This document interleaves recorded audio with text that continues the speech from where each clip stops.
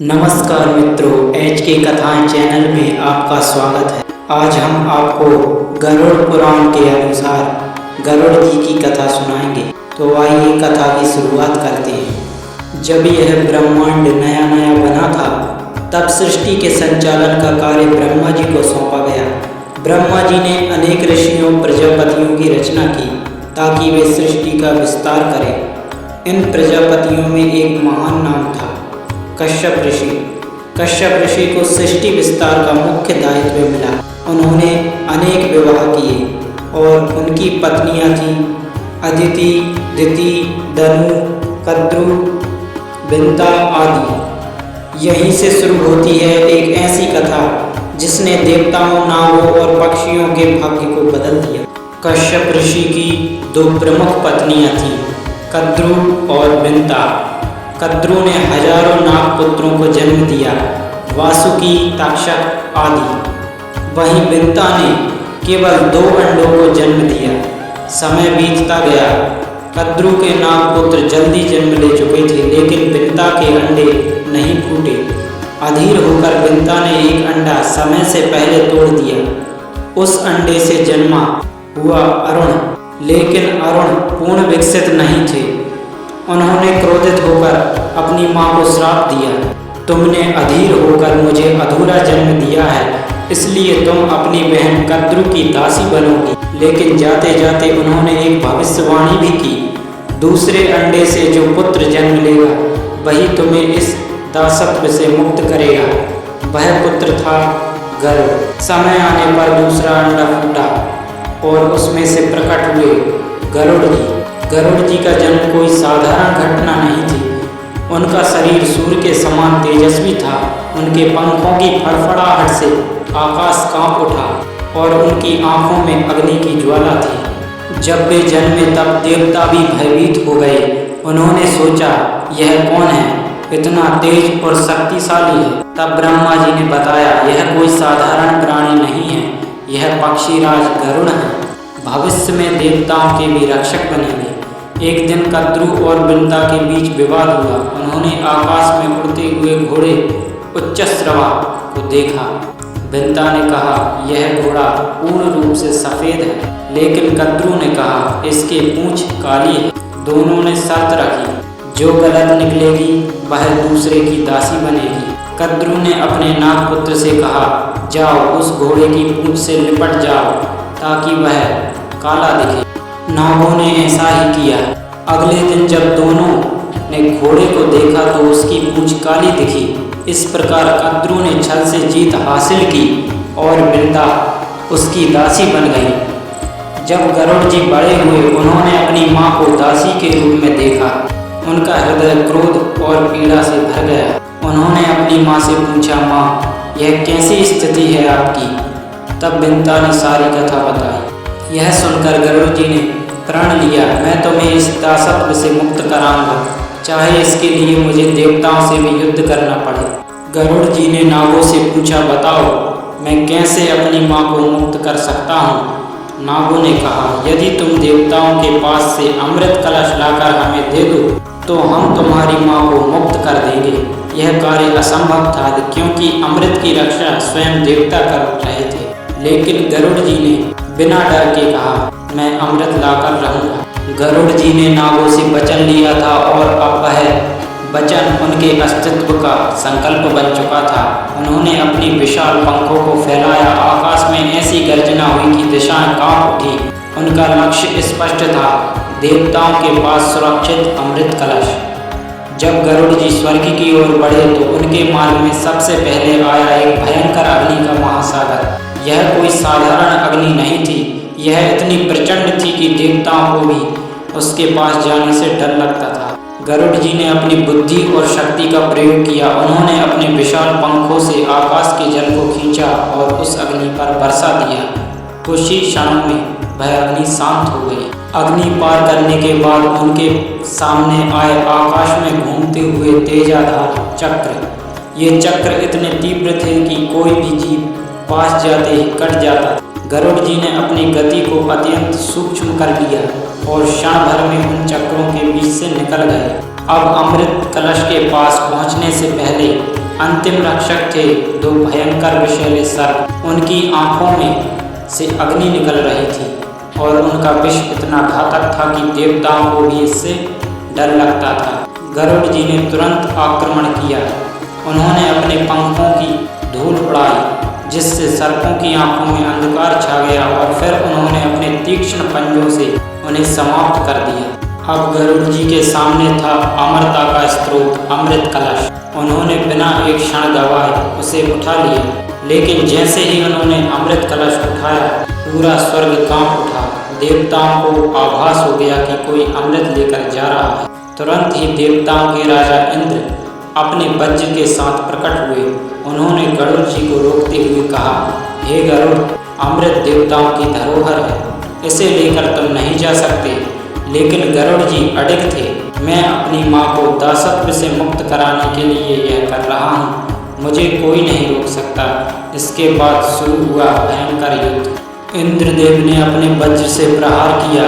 वज्र सीधा गरुड़ जी पर जा लगा, लेकिन गरुड़ अचल खड़े रहे।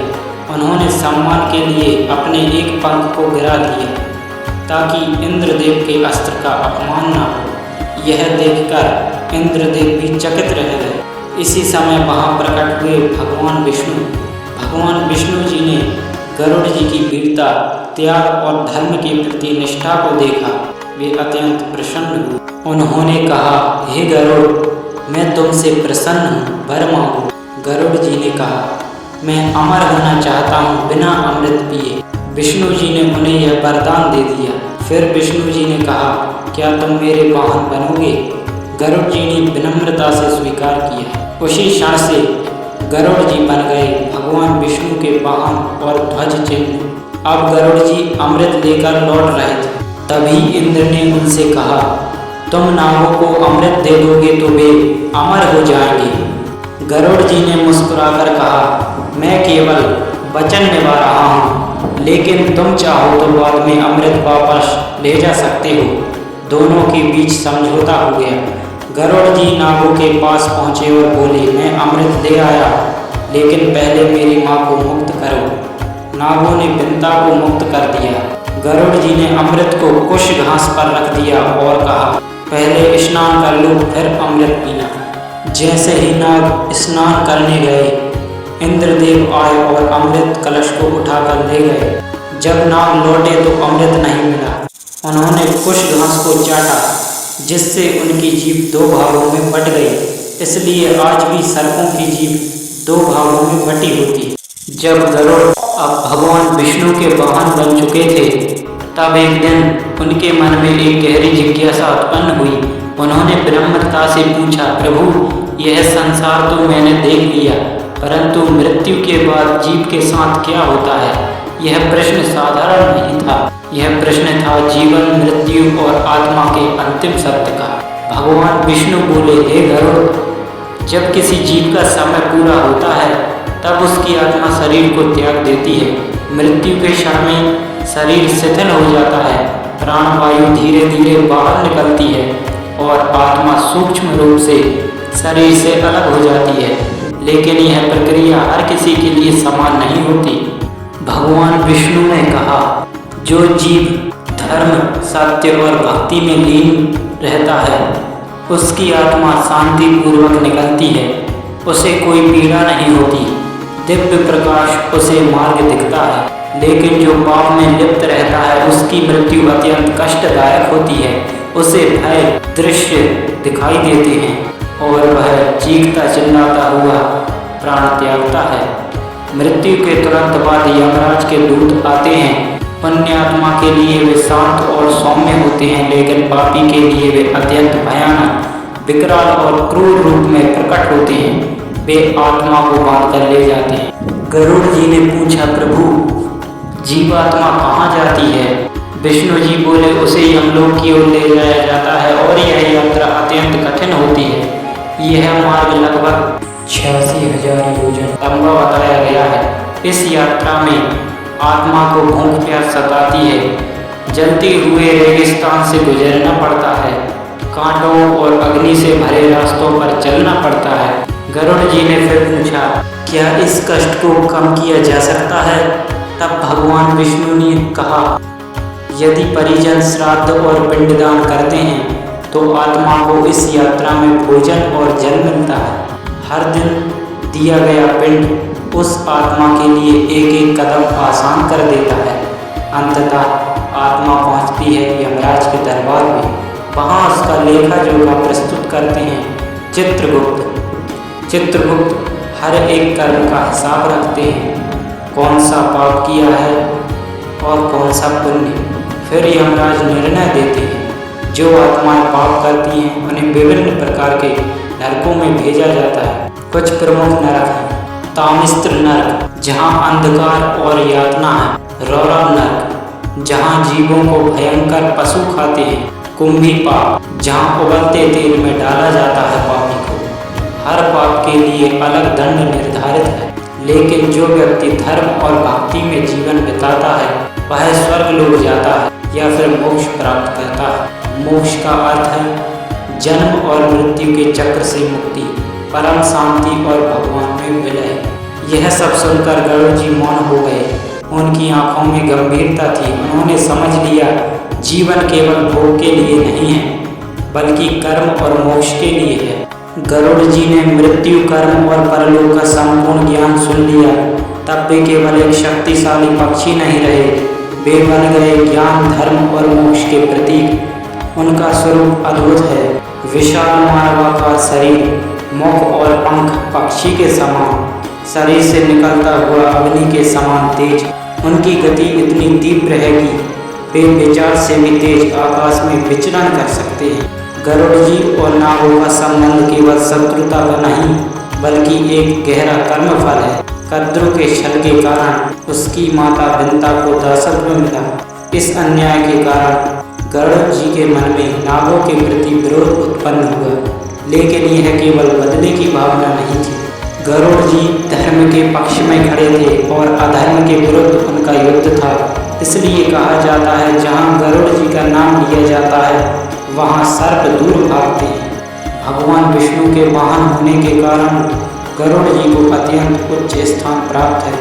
विष और रोगों से रक्षा करते हैं, सर्पदंश से बचाने वाले माने जाते हैं, बुरी शक्तियों को दूर रखते हैं। इसी कारण कई स्थानों पर गरुड़ जी के मंत्र का जाप किया जाता है। गरुड़ पुराण केवल मृत्यु का ग्रंथ नहीं है, यह जीवन जीने की संपूर्ण कला सिखाता है। हर कर्म का फल निश्चित है, जैसा कर्म वैसा फल। कोई भी कर्म व्यर्थ नहीं चलता। व्यक्ति सच्चे मन से भगवान का स्मरण करता है तो उसका मार्ग सरल हो जाता है, उसे कोई भी पीड़ा नहीं होती। मृत्यु अंत नहीं है, केवल यह एक यात्रा का पड़ाव है। आत्मा अमर है, शरीर नश्वर। गरुड़ पुराण स्पष्ट कहता है, झूठ, चोरी, हिंसा, छल ये सब नरक के द्वार है। सत्य, दया, दान ये स्वर्ग और मोक्ष के मार्ग हैं। यदि कोई व्यक्ति सच्चे मन से गरुड़ जी का स्मरण करता है उसे भय से मुक्ति मिलती है, नकारात्मक शक्तियाँ दूर होती हैं, जीवन में साहस और बल आता है। विशेष रूप से सर्प भय या विष के प्रभाव से बचने के लिए गरुड़ जी की उपासना अत्यंत प्रभावशाली मानी जाती है। जब गरुड़ जी ने यह संपूर्ण ज्ञान सुना तो उन्होंने समझ लिया, जीवन केवल ज्ञान और मृत्यु का चक्र नहीं बल्कि आत्मा की यात्रा है जो मोक्ष की ओर जाती है। तो मित्रों, यह थी गरुड़ पुराण के अनुसार गरुड़ जी की कथा। इसी के साथ इस कथा को विराम देते हैं। ऐसे ही वीडियो देखने के लिए हमारे चैनल को सब्सक्राइब करें। जय श्री हरि।